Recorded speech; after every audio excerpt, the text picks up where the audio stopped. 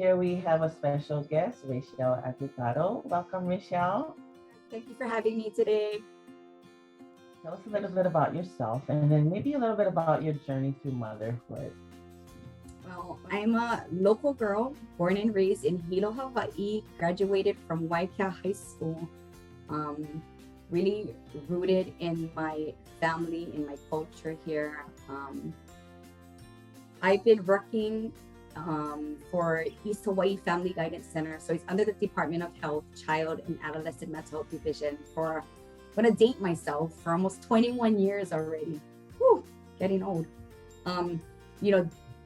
Doing a lot of community work and just totally inspired by mental health and helping others. And I think, from a very young age, I think that was probably where my life's journey was going to take me. Always trying to see the best in people, bring out the best in people, always wanting to help and light the way for others. So that's kind of what led me on my journey, always wanting to make a difference. I think, you get I don't even know how to say, like my being, I feel very empowered when I can help other people, or when I help people see their full potential, whether it's a mother, whether it's a child or something like that. So for myself too, I have 3 children. My oldest daughter lives in Vegas. She's 28 years old, and I just had a son that just turned 18 yesterday.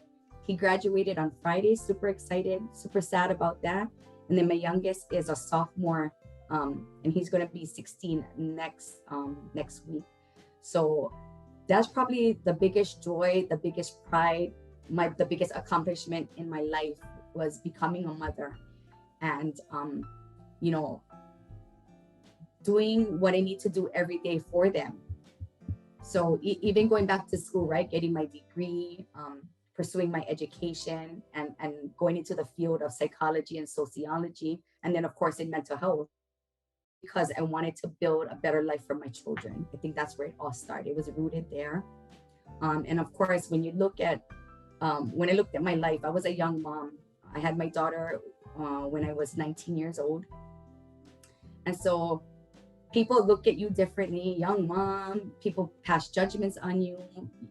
It's sometimes it's not a good place to be, with the way people are always judging that, oh, like you just ruined your life, you're not going to amount to anything now, you're this young mom. And it all happened when I went to UH Manoa. I was in my first year of college, and then I got pregnant, had my daughter, and it's like, oh, there, she just ruined her life. Now what is she going to do? It was a struggle. It wasn't easy, but I persevered in the face of adversity, and I climbed that ladder, and I did whatever I needed to do, to make something of myself so that I could create a better life for my child. And I think that was always what kind of motivated me. I did suffer from depression, and very to the heart of me, the core of me, I felt even not just an emotional feeling, like feeling sad all the time, but even physically. When I look back at that time in my life, I think back, and I was like, my body hurt. I couldn't eat. I didn't want to get up. I didn't want to wake up. I didn't want to move forward. But then I had my children. I needed to take care of them. I needed to push forward, and I needed to put my own feelings and inadequacies aside so that I can take care of my children. That was a very rough time in my life with my ex-husband. I love him dearly. We have a very good relationship. We co-parent well, but there were some times in my life where I experienced domestic violence. It was a very hard road for me. But one step at a time, one day at a time, and just having the support from my family and my friends, that's super important, right? To have the support of people who love you and want to lift you up when you're feeling at your most lowest, part of your life, and feeling like nobody cares, or I'm not good enough, and just being sad. So, with hard work, with help from my family, with trying to refocus, I was able to climb out of that slump I was in and kind of use it to fuel my fire, to fuel my passion, and to touch other people because of what I've experienced myself, because I've learned and lived experience. And these are things we do because we want to bring awareness to these issues that we face, and to show people that they're not alone. Some people, myself included, we've had a little bit of a bumpy road, as children, and then again as mothers. And so, how do you think mental health affects a family, in particular, the mom? Mental health brings about a lot of emotions and feelings and uncertainties for everyone. It kind of throws your day-to-day operations off, right? Mental health brings out like a lot of fear, like, oh my gosh, like what is this? Or for a lot of people, they don't understand what's happening, for lack of awareness or lack of education for that matter, or not even understanding that something is wrong. You kind of might feel like something is just not right, and what's happening. And so it starts affecting people in different ways. You as a mother, because you're feeling, did I miss something, or did I do something wrong? Am I gonna be shamed to tell somebody or to ask for help? You want to take care of it, and it's like, well, shame for the family, shame for myself. Maybe I have a limited awareness of what kind of help there is for my child or for somebody who is dealing with mental health in the family. And then of course it just changes your life, because so many different things need to happen when you have to deal with somebody's mental health illness, right? Whether or not going to therapy appointments, whether or not there's like some behavioral acting out, people act differently. And so when people see this, they might treat you differently. And, there's a lot of prejudice and discrimination and a lot of stigma. So for a lot of people, hey, if something is going on in my family, I want to keep it kind of contained here. And so I might not necessarily want to let people in because I'm afraid, I'm fearful. I'm scared that somebody might come in, maybe take my kids, maybe shed light on stuff that we've been trying to hide for a long time, whether it's domestic violence, or just anything that's happening within the family dynamics. And we want to just keep it separate for the outside world not to see. And so sometimes when we want to shelter that, we don't let the help that we might possibly need in. We just don't want to let people in. And I think a lot of times that's what people and mothers deal with, wondering whether or not they're making the best decision, feeling so isolated, feeling so alone, not knowing what the best thing is to do. Because, once I open Pandora's box, once I open up my life to somebody, who knows what road I'm going to be led on, right? And I don't know if I want to take the chance in going down that path. So a lot of times people they just don't know how to respond. That's good that you mentioned that, because that brings me to my next question for you. As a service provider now, that you are on the other side of the fence, you've seen probably a lot in your years of service to, especially Hawaii County, in particular.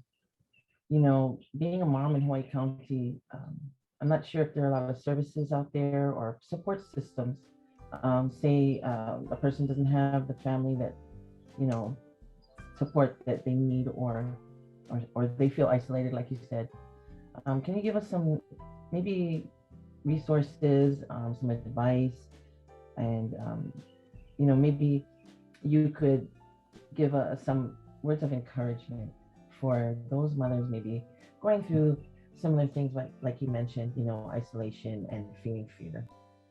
I did want to put a plug for our crisis line that anybody can access. So here on the neighbor island, so in East Hawaii, you can call 1-800-753-6879 if you're having a mental health crisis or somebody that you care about. When you call the crisis line, they can give you access to other resources in the community.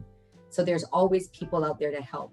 So for for Child and Adolescent Mental Health Division, if you have a youth ages 3 to 20, you can make a referral to my office, East Hawaii Family Guidance Center. So you can go onto our Child and Adolescent Mental Health Division website, and you can access a family application on the website, and you can email it to us. There's directions on how to submit that, or you can come down to my office. You folks might be familiar with the old Fun Factory and the old McDonald's at Waikakai Plaza. So Remax used to be where the old McDonald's is, and that is my office now. So you can always come in, stop by, pick up an application, apply for your child, and then go through the referral process. There's a lot of community providers, therapists out there. You could just probably open the phone book, Google it, and you're gonna find great people.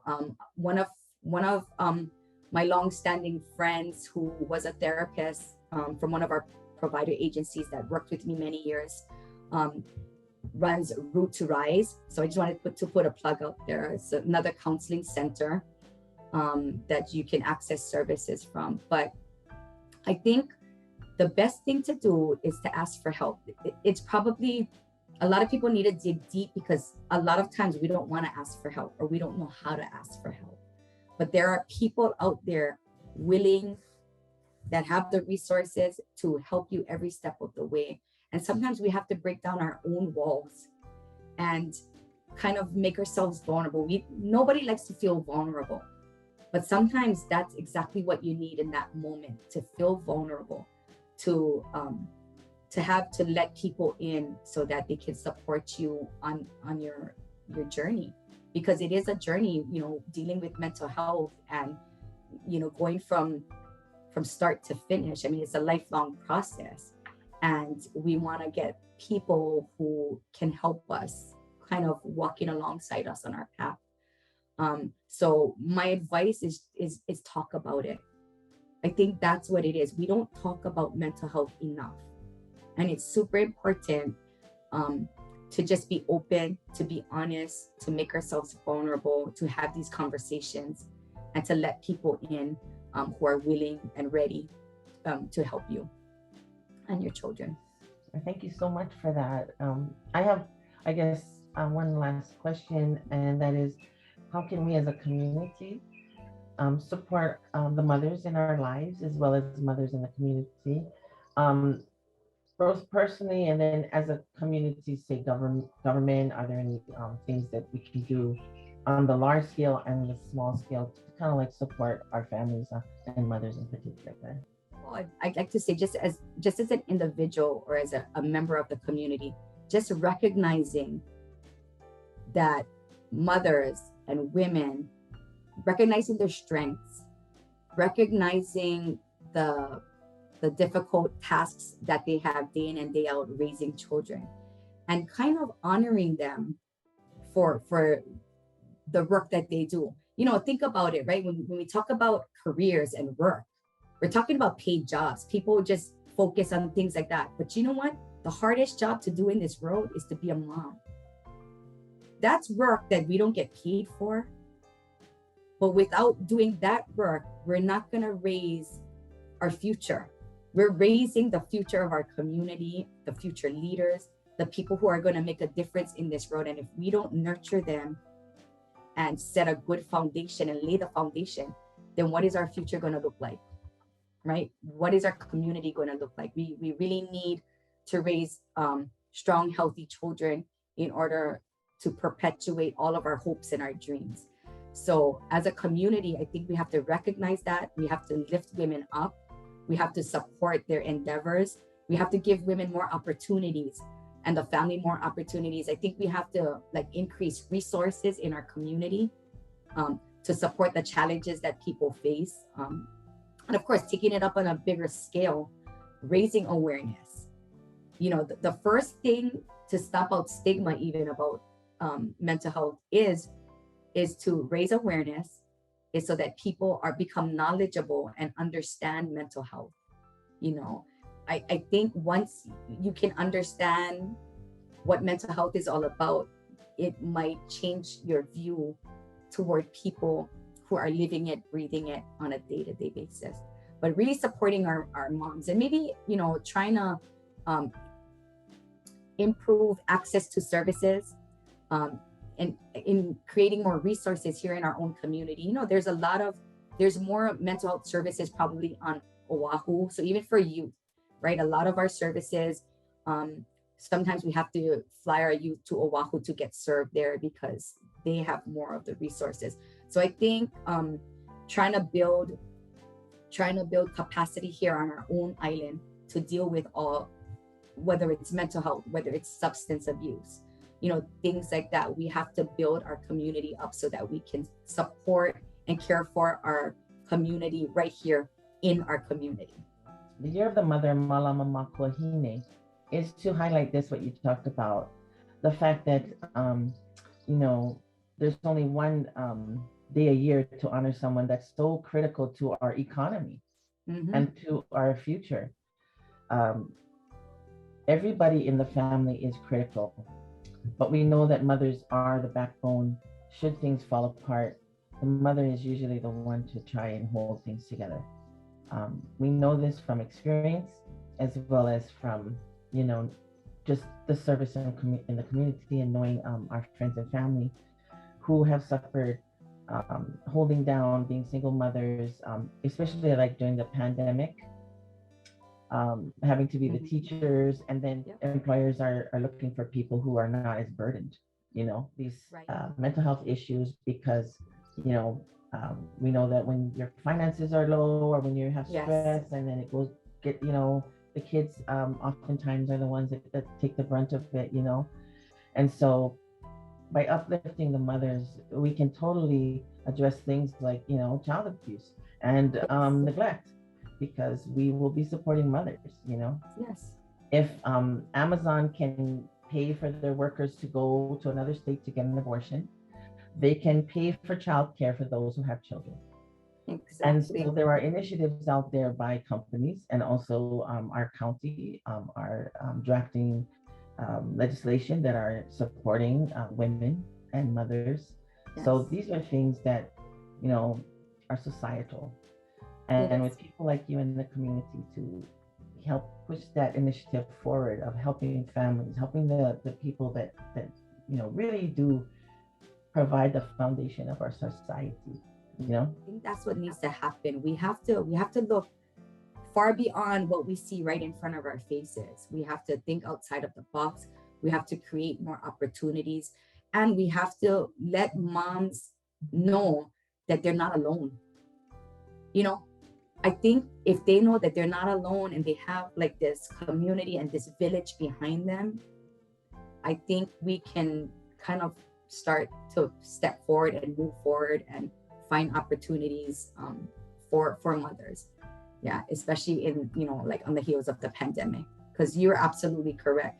They've had to wear so many different hats, and it's been super challenging, and it weighs heavily on your mental health, because how are you gonna keep the pieces together, right? Put the puzzle pieces together, right? The finances, the schooling, the extracurricular activities, trying to keep your kids healthy, because as you know too, the pandemic created a lot of mental health challenges for all the students, you know, because they were isolated, no more socialization, they're at home. And now when you have the entire family at home and people are teleworking and people are going to school and we're just kind of like cooped up here, things get crazy. In any household, things get crazy and people get on each other's nerves. And how do we deal with that? But the moms, a lot of times, need to hold down the fort. And so that weighs heavily on them too, right? I mean, it affects your own mental health. Even for me, this is my, you know, this is my life's work. This is what I do on a day-to-day basis. And during the pandemic, when my children were home and, you know, homeschooled, and then just a lot of juggling, a lot of things, I was kind of going out of my mind. Like, you know, how am I keeping everything together? How am I making ends meet? How am I making sure that my kids' needs are being met? Their mental health needs are being met, because a lot of people were sad, and it affected a lot of people in negative ways. And so I think the message to send out to is that you're not alone. We've all experienced mental health in some way, shape, or form. We all have. Nobody has never experienced some kind of mental health issue, and maybe not themselves, but somebody in their family or somebody that they love or somebody that they're close to. So so we just have to keep that in mind. Yeah, that mental health doesn't discriminate. It happens to the best of us and to all of us. So coming from a place of authenticity, a place of knowledge from experience, there are people who understand mental health from a book knowledge, and those of us who know it from just experience.